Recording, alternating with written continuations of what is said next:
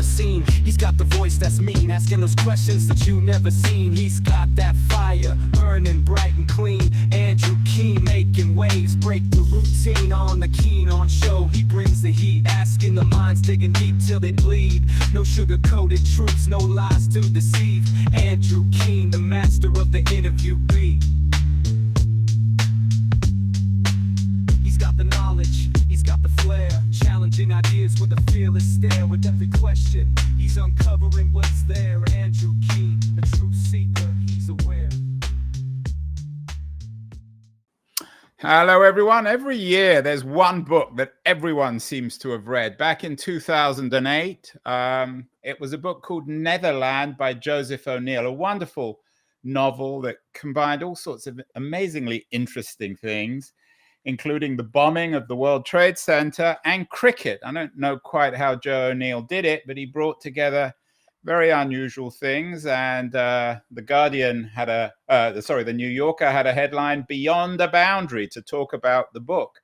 And it reflected his own passion with cricket, which of course cricket is measured in terms of boundaries. Well, the good news is Joe O'Neill is back with another novel, this one called Godwin. It's not about cricket, it's about football, or what Europeans call football and Americans call soccer. It's out this week, and Joseph O'Neill is joining us from that hotbed of football enthusiasm, Brooklyn in New York. Joe, congratulations on the new book. Are you as big a fan and enthusiast of football as you are of cricket? I probably am. Although I didn't play football as much as later. I played football obsessively till about the age of about 16 or 17, and then I stopped really. And then whereas I kept playing cricket and became kind of obsessed with cricket as a player, as well as a spectator. But now that I've stopped being an active cricketer, I'm sort of interested in football again, and I'm also, like everyone else, I'm sort of intrigued by the dimensions of the sport these days. It's such a huge sport, it's bigger than ever, and there's so much culture around the sport, so much YouTube kind of stuff, so much discussion, and of course so much money. And so I've been sort of dragged back in again into the realm of football, which I'd sort of been less interested in for a while. Football isn't often thought of in literary terms, of course. Baseball is. DeLillo wrote a wonderful book about baseball. Is there any good literature pre-Godwin on football? I'm sure there is. But that means you can't think of any. Well, I mean, when I was a youngster, there was a book by a writer called Barry Hines, who wrote the novel Kess, Orchestra for a Knave, the novel was called, and it became the movie Kess. Barry Hines was from Yorkshire, and he wrote a very good a novel which I enjoyed very much as a teenager called The Blinder, which was about a young footballer. And of course, football does pop up a lot in literature, but I'm not really an expert, I have to say. Nick Hornby wrote a book about his obsession with Arsenal. That's a kind of personal kind of memoir, really.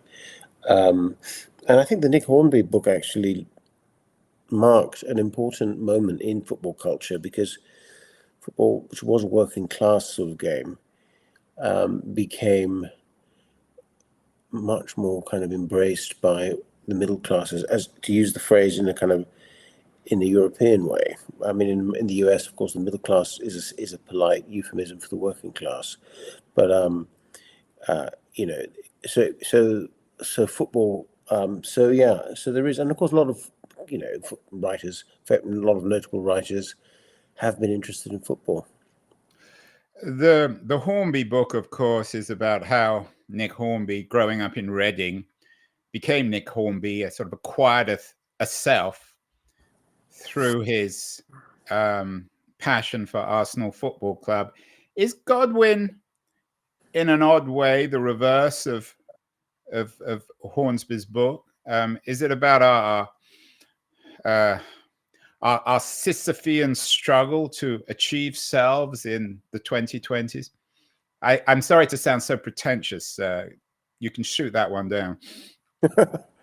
No, I won't say. I'm not sure I'm going to grapple directly with that question, but I will say that.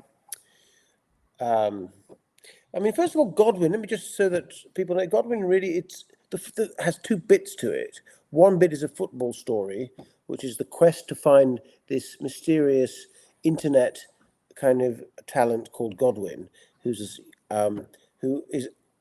located somewhere in Africa, but nobody knows where. And they're not even sure he's called Godwin. And the second bit of the story is told by the and the soccer story concerns two brothers. One of whom is a soccer agent who wants to find Godwin and make a fortune out of him, essentially. And one of the brothers is this kind of disenchanted technical writer who lives in Pittsburgh, and he's an American. And he agrees to help his English half-brother to look for Godwin. So that's essentially the setup, and so that part of the book is very much about football, what does it, you're asking me to kind of potentially to unpack the sort of, the kind of meaning of what they're up to, the wider meaning of what they're up to. And I'm not sure I can do that concisely. You're not probably willing to. I mean, your reviewers have said that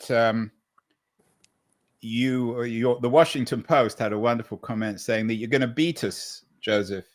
Not that O'Neill would ever tell a story so straightforward and polemical. Like Godwin, this novelist is a player whose charges and feints will leave you amazed and defeated. So you're a champion. You're the Pele, or we'll talk about Messi and Pele later.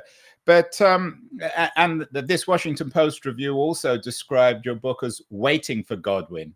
In other words, you never really find him. The Hornby book, of course, could have been called Hornby. Nick Hornby finds himself. Yeah. And that was my point. I don't want to reveal everything about the book, but is Godwin himself some sort of metaphor, some opportunity, excuse for you to write about our search for meaning, particularly in the West? Well, funny you should say that.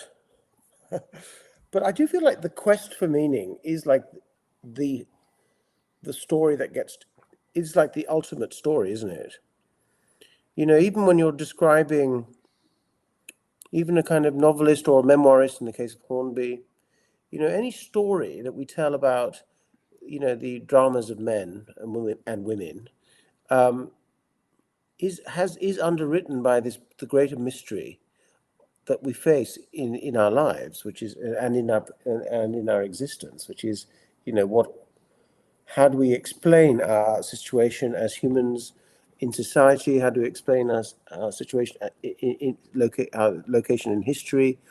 And also, and obviously, there's the larger question, which is speaking of Beckett, since you quoted him, there's this question of how do you situate our experiences within, the big questions of life and death, and I suppose all of those things, mortality, hunger for kind of recognition and self knowledge, all of these things are part of underwrite the Godwin story in many ways. I mean, the other thing about the story is that it has a second narrator who isn't one of the two agents looking for Godwin, but the workmate of one of the American Wolf, who's called Lakeisha, who's a black woman.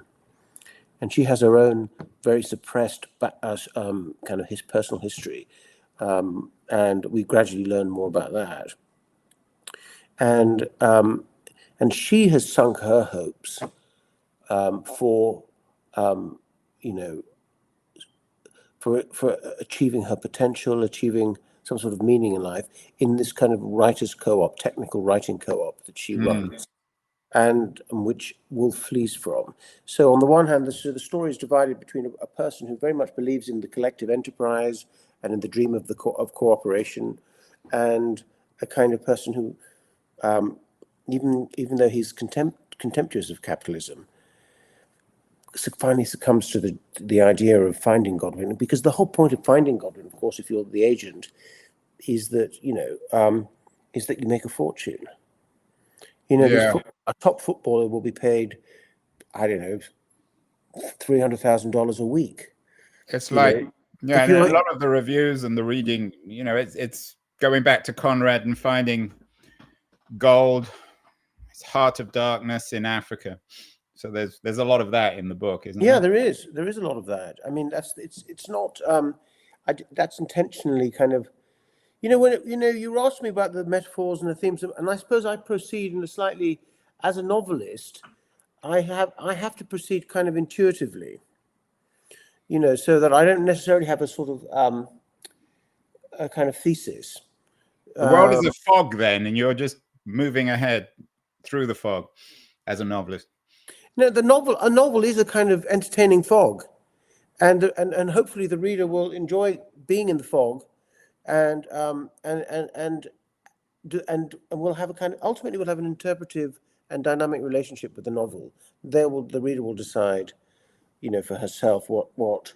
Do you think that the reader is as much in the fog as the writer? Are you suggesting? Oh yeah, I do. But I do think that the meaning of a novel or a passage in a novel ultimately is a collaboration between the reader and the writer. I mean, obviously, some readers will have more interesting interpretations than others. But ultimately, a novel is a pretty inert thing until it's received by the reader. And of course, we know from our readings of the classics and of the canon, the canonical writings, that our interpretation of various books changes over the centuries as the reader changes, and the books become only richer. So that a story like, for example, Robinson Crusoe is now seen as a kind of, which was once seen as a kind of fun story about a desert island, is now seen as a kind of a story of colonization. And also it's forgotten that Robinson Crusoe was wrecked, before he was wrecked on the island, was on a slaving ship, carrying slaves. And so all these sorts of details, which are not salient, like for 50 years ago, or they're merely entertaining, are nowadays, but the modern reader now will look at those details and be struck by them quite differently. So the hope in the end, I guess, with a novel, if you're trying to write a sort of, I suppose the so-called literary novel, is that you're trying to just write to create this thing of language which readers will enjoy interacting with, and interpret in a variety of ways. In a ways, the whole point of writing a novel, I suspect, for me anyway, is to sort of transcend my own slightly linear and boring take on the world. I mean, I have hundreds of boring opinions about the world, and they're not particularly interesting or valuable, and they're all derived from other people's opinions, really. Whereas a novel is kind of smarter than me and more generative of knowledge in some way than I could possibly be. It's interesting, and you're probably bored with this, but after Netherland came out, Zadie Smith wrote something about there being two paths for the novel. One was the realist novel, which she put your book, Netherland, she wrote in the New York Review of Books in 2008, and then a different kind of novel. I don't want to get into that, but she described you as a realist. And actually, one of the other reviews of Godwin talks about the crisis of realist novels and perhaps the crisis of the realist novelist. I wonder whether the founders of realism, the Zolas or the Dickens in the 19th century, they didn't describe writing about the world and their literature as writing in a fog. Has the world changed, Joseph, for realist novelists like yourself? Is the world more of a fog? I can't speak for other writers, but I definitely, I do find the world very foggy. And yet you're still, are you comfortable with this term? I'm not sure if it was your term or Zadie Smith's term. Are you comfortable describing yourself as a realist novelist? Well, not particularly. I mean, I don't. Realism. What does it even mean? I mean, who isn't a realist novelist? Who? I mean, there are every kinds of. Even the kind of surrealists are realists, because otherwise the word realism wouldn't appear in their sort of title. I mean, I'm not quite sure. To be honest, I'm not quite sure what she means by realism. I mean, in that essay, she sort of puts together in one group Zola and Flaubert and Saul Bellow and people like this, and they're all very, very different writers. I don't sort of, I don't sort of analyze my writing in those kind of categories. I guess I approach it much more artistically. I mean, if I'm evaluating a piece of literature for my own purposes, I don't ask myself, well, is this realist or is it not realist? I sort of read a book and I first of all, I take note of whether I enjoy it or not, because I think that's very important. Because I don't really think I sort of, and then the second thing I ask myself is, what are the risks that are being taken in this book? What risks is the writer taking? What artistic kind of, how much kind of artistic investment is there in this book? And then of course, then you have a very different, then you become less kind of dogmatic about what is artistically valuable and what isn't. I mean, take someone like Colm Tóibín, who's a sort of, would be much more kind of, would he, I mean, I don't know. He's even written a book called Brooklyn, right? He has a new book. Well, he wrote out. a book called Brooklyn, but he would be a realist. He tells stories of kind of, stories that appear to be quite straightforward in some ways, like linguistically. But on the level of emotion, he's taking enormous risks. I mean, he's taking risks. He's writing about something that's very, very difficult to write about, certainly in the book that he's just published, which is the sort of fateful love encounter. That's really quite hard to write about without coming off as, as cheesy or as, or something like that. And he succeeds in that without sort of necessarily, and whereas another book might be much more artistically kind of risk-taking on the level of the sentence or on the level of subject matter. I'm not particular. I'm much more kind of receptive to a whole range of kinds of writing. Whether it's Nabokov on the one hand, who's quite sort of, I suppose, a realist, if you want to, potentially, I don't know. You see, that's the problem. What is a non-realist? Is it somebody who populates their novels with unfeasible or supernatural kind of stuff? I just don't know what that is. It's a sort of, it's a handy word in some situations, but if you apply any pressure to it, it starts to fall apart a little bit. We're speaking with Joseph O'Neill, a very well-known novelist, not a realist perhaps, or perhaps a realist, but certainly the author of Godwin, wonderful new book that's just out this week. Want to thank our friends at Liberties, a quarterly of culture and politics, for helping us bring wonderful guests like Joseph O'Neill.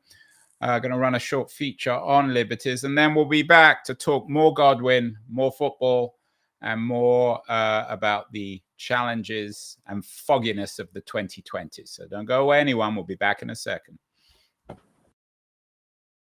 The noise, there is nuance, insight. Liberties is not just a journal of ideas. It's a meteor of intelligent substance. It's the place to be for engaged citizens. Politics, opinion, substance. Liberties is a triumph for freedom of thought. A quarterly of urgency, of cultural exploration, of intellectual delight, of immaculate prose. It's invaluable. Subscribe now or find Liberties at your favorite bookseller. And you can subscribe to Liberties at libertiesjournal.com. We're speaking with Joseph O'Neill. Everyone knows about him. Very world-famous writer, author of Netherlands, and now this new book, Godwin. I was going to call it Godlands, but it's Godwin. Joe, this took you 10 years. You were doing other things, of course. I was. Let's not exaggerate. Yeah. Well, the last novel came out when? 10 years ago.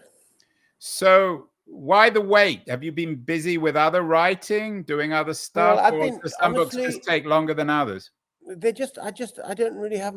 Actually, it turns out I don't really have much more in me than a novel every 10 years. I have a book of short stories that came out in the meantime. That was kind of that took a certain amount of writing, and but the sort of thing. But I've also been, I'm just not very prolific. It does take me a very long time to write, and I've also, like so many people, in all walks of life. Since about 20, I've been slightly distracted by the political sort of situation in the United States after 2016, and kind of involved in a lot of activity and stuff on that front. So on a pro bono basis, unfortunately. So I've been very busy and I feel very exhausted. But I've only got one you novel wrote an interesting thing recently in the New York Review, Save the Party, Save the World. You're not a big fan of Donald Trump, like most of us. Is there a connection between the rise of men like Trump in the 2020s and the Godwin novel, or are they about different things? Well, I mean, there's bound to be some connection. And the book ends by proposing some connection or suggesting some sort of connection. I do feel that, the interesting thing about one of the narrators, Wolf, is that he's a sort of supposedly a kind of left-wing idealist. And yet when his idealism is put under pressure by the possibility of finding Godwin and making a fortune by it, he finds that he's irresistibly drawn to it. And the question, I suppose, is what is the substance of this attraction to Godwin? I mean, if you said to me, for example, let's go find Godwin in Africa, I couldn't be bothered. And you said to me, well, there's be lots of money in it. I would say, well, so what? It's not how I want to spend my. But there is the kind of thing which I've become aware of, and which has become more and more visible, which is a pathological kind of greed and obsession with money, and that seems to be a feature of the Donald Trump phenomenon, and it's also a phenomenon which on the subject of sport has, for example, torn apart the professional golf world. Not that that's going to. Yeah, and I just did a show on my weekly tech show. The NBA, the National Basketball Association in the US, has just sold the rights of their league for, I think, $76 billion for the next 10 years. So it's not just football and golf, it's basketball, it's probably even cricket. Yeah. I mean, what's happened, in the Gulf, as we know, what happened is that this a Saudi Arabian enterprise, essentially state-backed enterprise, which was very supported by Donald Trump, proposed to golfers that they essentially stop playing competitive golf as we know it, and join a kind of a strange kind of league in Saudi Arabia, a made-up new golf league, and for essentially abandoning their legacy careers, they would be paid a huge amount of money, and a number of them took it up, and that's fine. That didn't surprise me. But what really did surprise me was the sort of narrative around that whole thing, which is that people saying, "Well, I mean, he's been offered $250 million. Can you blame him?" And I was like, well, yes, I didn't understand that. I mean, if I've already got $50 million, I'm exactly the sort of person who shouldn't be interested in getting $250 million. I just didn't. So there is a sort of a thing in our culture, and Godwin does deal with this, and it may be capitalism, I don't know, or it may be something else, maybe just the United States. There's a thing in which it's sort of like seen as kind of almost it's like your moral imperative to not refuse huge amounts of money. Is that one of the reasons why you chose to write this book around football? You mentioned the Saudis, who have tried to ruin the golf game. They're also in the business of ruining football. They're trying to host the 2034 World Cup, and now they've been accused of using forced labor, which is hardly a surprise. They or other Gulf states have taken over ownership of many of the leading clubs in the world. Manchester City and PSG come to mind. Has this money, and it's not just Gulf money, it's Russian money, it's Chinese money, it's Western European and American money, has it ruined the game of football? Not yet, but I mean, I think it's beginning to. There are some worrying signs. I mean, first of all, they had the World Cup held in Qatar, Qatar, in the middle of the traditional football season. That was in a country which has no kind of history of playing the game, no culture of playing the game, and in a country which sort of killed, who knows how many people, hundreds, if not thousands of construction workers were sort of either enslaved or died building these stadiums. And of course, the World Cup was offered, obviously corrupt. I mean, no one's going to vote for a World Cup to be held in the off-season, in the middle of the season in Qatar, unless they're being paid to do that. So there's an enormous amount of corruption. I mean, it's always been.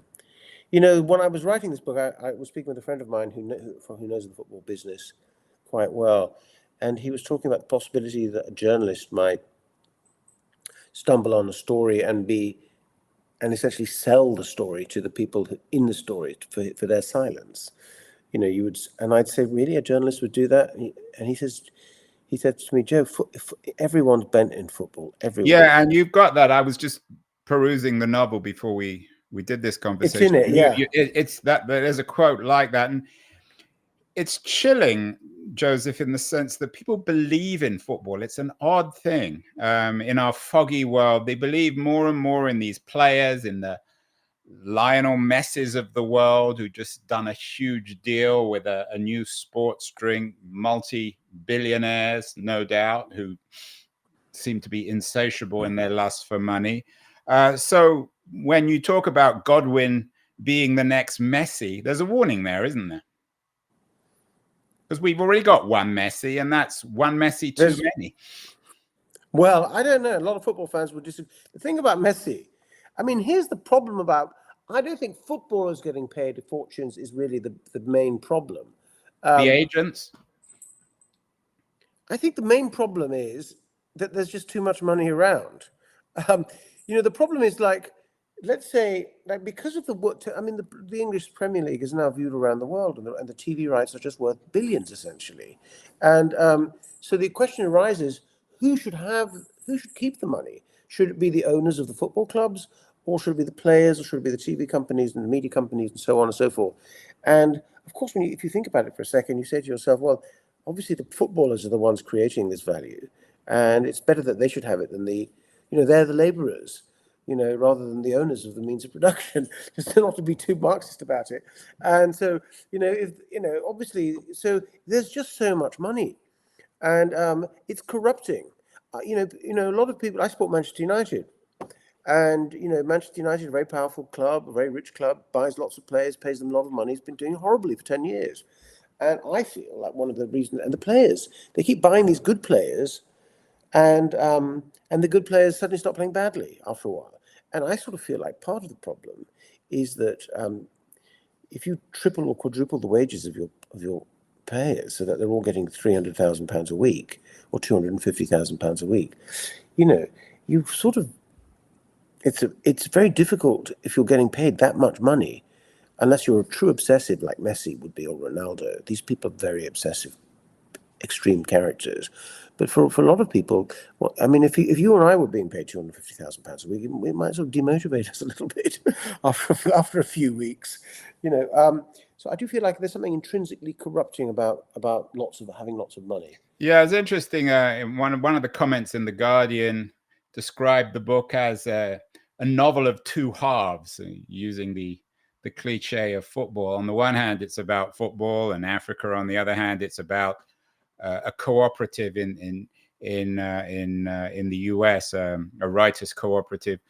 But are there solutions within football that bring the two halves of the book together? The German model, for example, where the fans own the teams in comparison with the billionaires and multi-billionaires who own the teams in the US and the UK? Is it ultimately an economic, political issue? It is. It's also a cultural issue. I mean, the economics of the Bundesliga are fairly similar to the economics of the Premier League, or could be. But according to German culture, it's permissible for where the football teams are seen as clubs. They're rooted in their communities. The fans are members of the club, and that membership provides for the financing of many of these clubs. So that's a different model. Whereas in England, these football clubs are now sort of limited corporations owned by either billionaires or in the case of Manchester United, a publicly listed company where the majority of the stock is owned by the Glazer family, which is a family who made a fortune. Is there any irony that you mentioned Manchester United, that one of the more expensive players they bought was from Borussia Dortmund in Germany?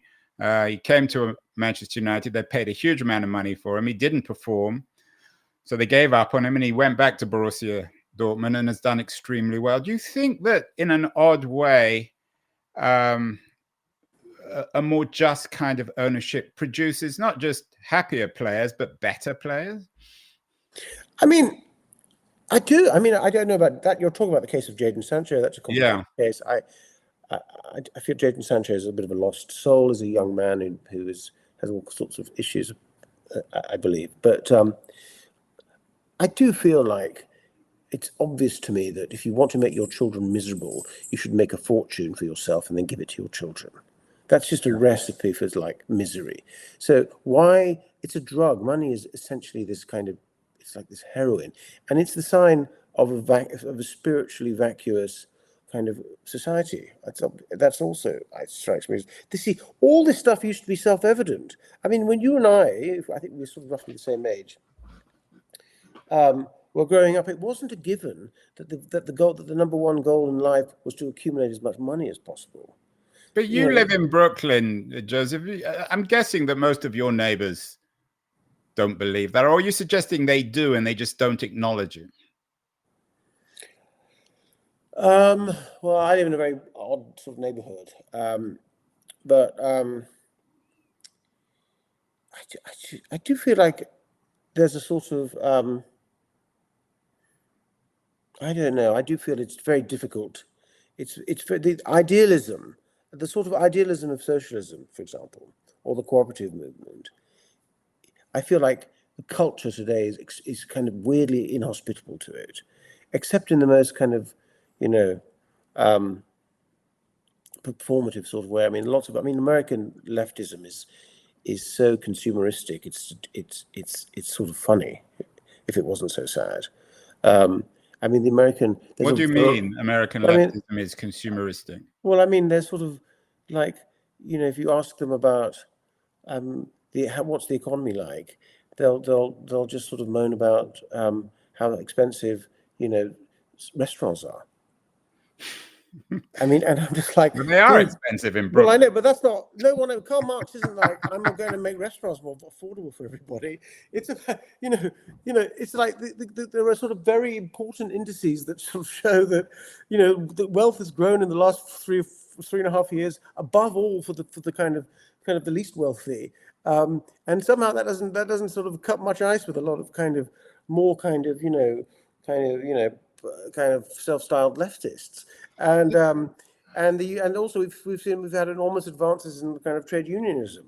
So so there's all sorts of stuff that I would have thought would be of importance to kind of leftists, and apparently not that important. Joseph, coming back to realism, I know it's not a term you particularly like, but there is a strong tradition, 19th century, thinking of Zola's novels against industrial capitalism or Dickens. There's a strong tradition of hostility to the kind of overt inequality and massive wealth. Is what you're saying any different from what Dickens or Zola felt about 19th century industrial capitalism? I doubt it. I mean, obviously, what we're dealing with now, the facts are slightly different, but the slightly worrying thing, as far as Andrew, I find what you said rather worrying, because, you know, when Dickens is talking about sort of the horrors of as you say, kind of factory work, the horrors of the dehumanization of the working class, the sort of thing which which sort of transfixed Marx and other thinkers. The idea was that 150 years later, that we'd have made some significant progress on that front, and that it wouldn't really be up to me. I wouldn't have to worry about it anymore. But now we're seeing child labor is coming back into fashion. Dictatorship is now apparently cool again, and most people are okay with it, or not most people, but a lot of people seem to be okay with it. And so, yeah, it is rather alarmingly all that sort of stuff that we thought was kind of interestingly kind of historical, the preoccupations of Zola, or to bring it to the United States, Upton Sinclair with the jungle and all that kind of stuff. We all thought, or John Steinbeck, apparently these are now right up to horribly contemporaneous in their preoccupations. Has anything really changed? I mean, Conrad's, of course, Heart of Darkness was the great masterpiece about Western colonization of Africa. Is Godwin suggesting in a foggy way, Joe, that not much has changed, that we still live in a deeply colonial world? It's just, rather than the East India Company, it's Manchester United? Well, I do feel like, I think Manchester United is much more benign than the East India Company. Which isn't saying much. Well, not much, but I think I'm going to emphasize much. I don't think Manchester United has kind of, sort of robbed vast subcontinents of their autonomy. But I do feel like the new thing, on the face of it, is what one could call, globalization. Mm. Which is your thing. It's beyond the boundary, which you wrote about in Netherland. Your background is very, very globalized, for better or worse. Yeah, it is. I'm half Turkish, half Irish. I grew up in Holland, speaking French with my mother, and went to kind of an international school. And then I lived in England for about 15 years. You're the problem, Joe. If we can get rid of you, then we can go back to justice. It's true. I am. It's the global scum that's the problem. The global scum from Brooklyn. I mean, I think the issue is, I do think that what globalization has done is, and this sort of underwrites all of my writing, my novels, not really my short stories. What globalization has done is create a crisis of ethics. Globalization arises not just in the context of enormous trade. It arises also in the context of enormous international transparency, so that we're more than ever now aware of the suffering of people around the world than we ever were. And those people have a much greater capacity for movement, because they're much more aware of the possibility of improving their lives than would have been the case even 50 years ago or 40 years ago. So that if you look at so that all of our Western tradition of ethics is based on essentially hospitality and the Good Samaritan, the idea of the Good Samaritan, which is to say, that we're supposed to love our neighbor even if he's not like us, even if he's the other, and that's a doable proposition. When when you only bump into a Samaritan once every 25 years as you're walking down the road, but when there are billions of people falling by the wayside, your whole system of law, your system of international law, your system of ethics comes under enormous pressure, and you have to come up with some sort of response to that. And I think that's been a real problem. And I think, look at the situation. Even warfare is different now. It used to be the case that in the old imperial days, and in fact as recently as I think the 1990s, when the Gulf War was happening, and both the first and the second Gulf War, the United States could, with impunity and opacity, kill thousands and thousands of people.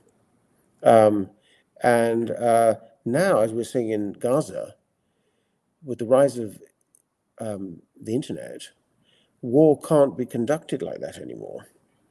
The United States can't just write a check for Israel to sort of murder lots of people, tens of thousands of civilians in breach of international law, without there being a trauma in the United States, which in turn causes a huge political upheaval. It's just not that easy to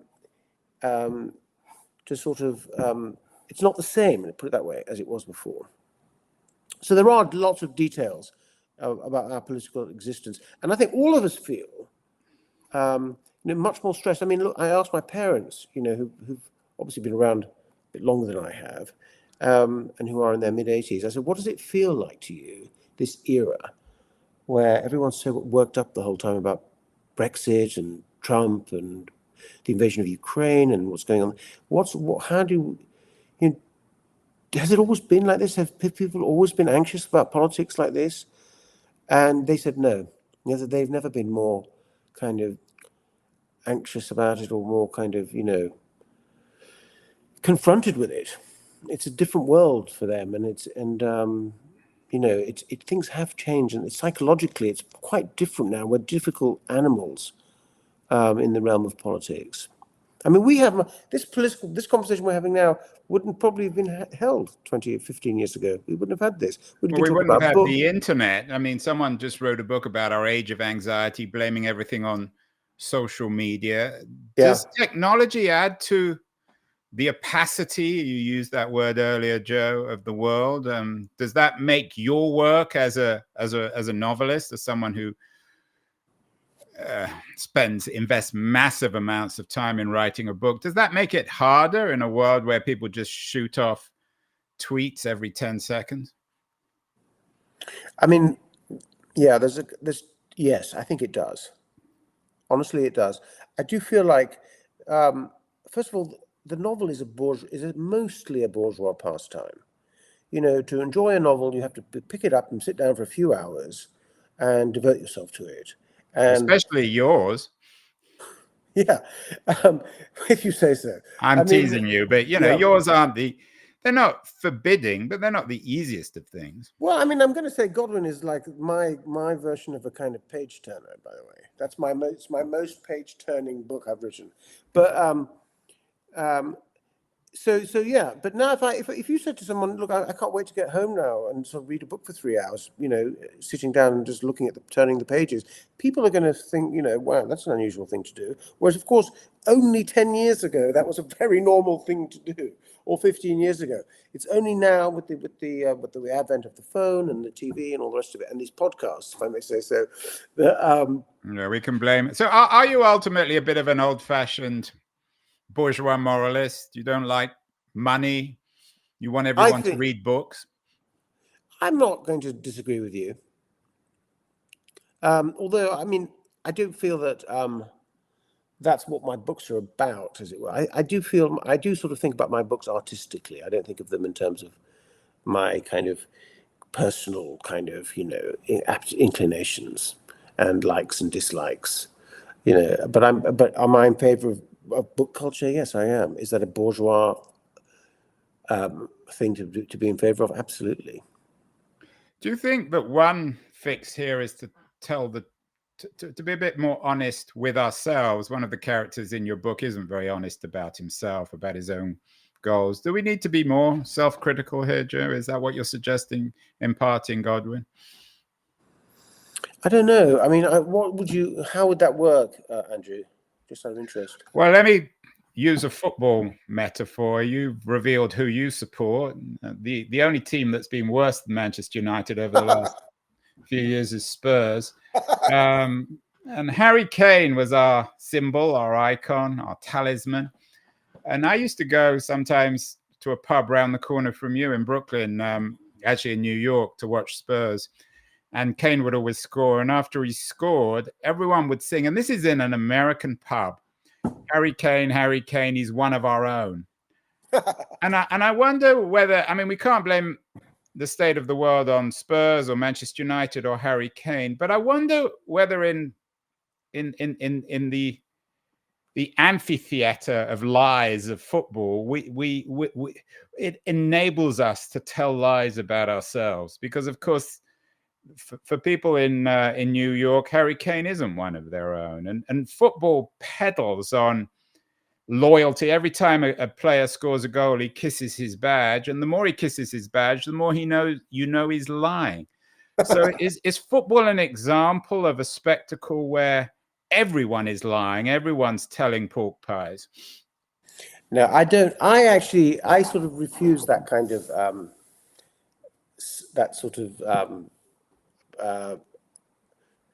idea. Obviously, obviously we're not in utopia. Football is not an entertainment that belongs to utopia. It's an entertainment that is that has all sorts of flaws to it. I do feel like one of the sort of moral and intellectual vices of our era is this kind of gratuitous complication of everything, and relativism, I suppose. So that if and it's sort of crippling in the political sphere and the moral sphere. It stops people from kind of being as kind of clear-sighted as they could be about who's the good guy and who's the bad guy, because the whole idea of the white hat and the black hat are now kind of in question in a way that is kind of in question in a way that is sort of like an entertainment. Somebody stabs somebody in the chest. You're like, yeah, we could sort of condemn the person who did the stabbing, but it's kind of more entertaining actually to sort of wonder about it a little bit. Well, that's the cult of true crime these days. Well, it's the cult of Donald Trump, which is a true crime cult. On the one hand, he's obviously a loathsome idiot. On the other hand, and that in the old days would be like obvious to people. But on the other hand, it's kind of, let's just kind of, go along with it for a bit and sort of talk about him and analyze it and this, that, and the other. And let's build this and let's develop a kind of entertaining culture around Donald Trump. I mean, we may not vote for him, but we'll sort of use Donald Trump to sort of amuse ourselves in certain sorts of ways by sort of being analytic about him and all the rest of it. And I just find that so mediocre. There's so much kind of analytic mediocrity out there on people like Trump.